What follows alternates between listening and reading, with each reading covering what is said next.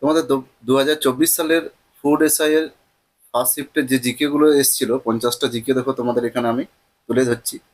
এই 50টা জিকের মধ্যে তোমরা কোশ্চেন আগামী পরীক্ষাতে কমন পেতে পারো। দেখে নাও কি কি জিকে গুলো এসেছিল তোমাদের। তোমাদেরকে পিডিএফ পাঠিয়ে দিয়েছি, সেই পিডিএফ এ সেখানে তোমরা দেখে দেখে লিখে নেবে, বা আমি এখানে পিডিএফটাও পাঠিয়ে দেবো। তাহলে দেখো এখানে কোশ্চেন নাম্বার 1, প্লেগ মহামারীর মূল কারণ হলো। তাহলে প্লেগ মহামারীর মূল কারণ হচ্ছে ইঁদুর। আনন্দমঠ এর লেখকের নাম, আনন্দমঠ লেখকের নাম তোমরা সবাই জানো, বঙ্কিমচন্দ্র চট্টোপাধ্যায়। ভারতীয় সংবিধান সভায় প্রথম অধ্যক্ষ ছিলেন জিভি মাভালাঙ্কা। প্রথম মহিলা শাসক যিনি দিল্লির সিংহাসনে বসেন, সুলতানা রাজিয়া।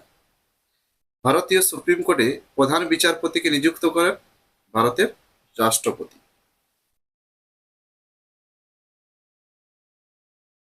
তারপরে দেখো কি কোশ্চেন আছে। প্রজ্ঞানের সম্পর্কে যে নিম্নলিখিত বিষয়ের সঙ্গে যুক্ত, এটা হচ্ছে মহাকাশ বিজ্ঞান। Option B. পোলিও রোগের কারণ হচ্ছে, বলো তোমরা কি হবে? ভাইরাস। জি 20 জি 20 গোষ্ঠীভুক্ত দেশগুলির সভাপতি হচ্ছে ভারত। তারপরে দেখো, the story of my experiment with truth এর লেখক হচ্ছে মহাত্মা গান্ধী। তারপরে দেখো, আলমগীর নামে কে পরিচিত ছিলেন? আলমগীর নামে পরিচিত ছিলেন ঔরঙ্গজেব। Option C. তার পরের পেজে চলে যাও। এর পরের পেজে এখানে দেখো কোশ্চেন নাম্বার 11, স্বাধীন ভারতের প্রথম উপরাষ্ট্রপতি ছিলেন ডক্টর রাধাকৃষ্ণন। Option C. স্বরাজ আমার জন্মগত অধিকার, এই উক্তিটি দিয়েছিলেন বালগঙ্গাধর তিলক। তাহলে এখানে অপশন সি তিলক।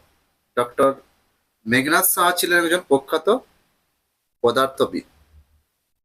শশাঙ্ক যে অঞ্চলের রাজা ছিলেন সেটি হচ্ছে গৌড়। Option C. আচার্য জগদীশ চন্দ্র বসু ছিলেন বিখ্যাত বিজ্ঞানী। Option C. পরে দেখি কি আছে আবার। তরাইনের প্রথম যুদ্ধের সাল হচ্ছে 1991। আকবর নামা রচয়িতা আকবর আকবর নামার রচয়িতা হচ্ছে আবুল ফজল। গাছের খাদ্য উৎপাদন করে নিম্নলিখিত প্রক্রিয়ায় সালোক সংশ্লেষ। আজল প্রশস্তি কার সাথে যুক্ত? দ্বিতীয় পুলকেশী। জলের যে দুটি রাসায়নিক মৌল, সেটা হচ্ছে হাইড্রোজেন ও অক্সিজেন। দেখো আরো 30টা কোশ্চেন আছে, শেষ পর্যন্ত ভিডিওটা দেখো সবাই, এখান থেকে কোশ্চেন